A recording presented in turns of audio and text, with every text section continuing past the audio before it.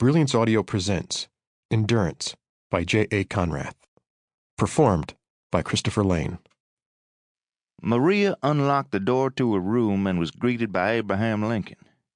The poster was yellowed with age, the edges tattered, and it hung directly over the queen-size bed where the headboard would normally be. The adjoining walls were papered with postcards, all of them boasting various pictures and portraits of Lincoln.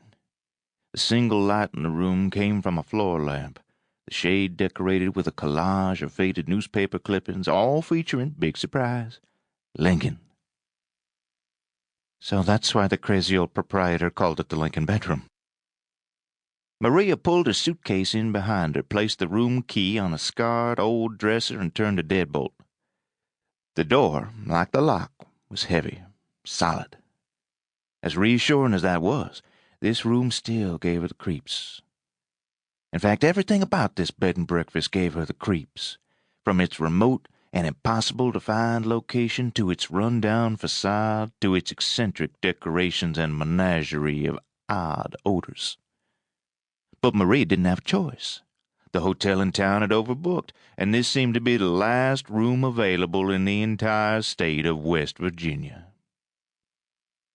Iron Woman had become quite the popular event, with worldwide media coverage, and apparently they'd given her a room reservation to some reporter. Which was ironic, because Maria was a registered contestant, and without contestants, there wouldn't be any need for reporters. The reporter was the one who should have been staying in the Lincoln bedroom, with its bizarre decor and its strange smell of sandalwood mixed with spoiled milk. Maria sighed. It didn't matter. All that mattered was a good night's sleep after more than 12 hours on the road. She'd missed her late-night workout.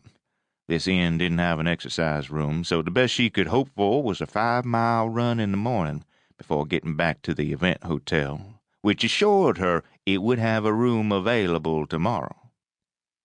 Actually, the hotel room will be ready later today. A glance at the Lincoln clock on the nightstand showed it was past 2 in the morning. She had promised to let Felix know when she got in and pulled her cell phone out of her jeans, her thumbs a blur on the keyboard. F. You are probably asleep. I am at a creepy B&B, not the hotel. Long story, but it's free.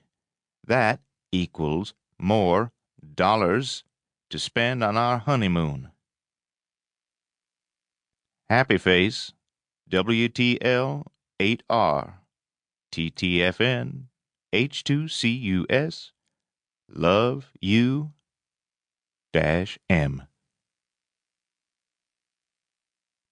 Maria circled the room, holding her cell phone over her head, trying to find a signal while the floorboards creaked underfoot. When a single bar appeared, she sent the text message and walked to the poster. She placed her cell on the nightstand as a reminder to charge it before she went to sleep, hefted her suitcase onto the bed, and dug inside, freeing her makeup bag and taking it to the bathroom.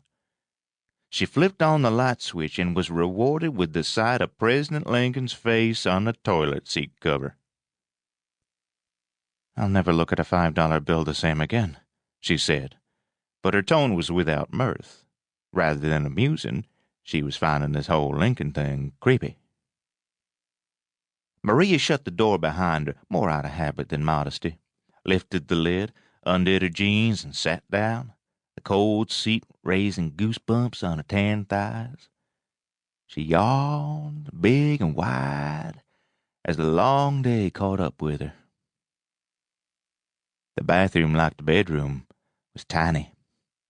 The sink was crowded next to the shower stall, and if Maria were a few inches taller, her knees would touch the opposing wall. Hanging on that wall was a framed painting of Lincoln, a head and shoulders portrait of his younger years before he had the famous beard. His ultra-realistic eyes seemed to be staring right at her.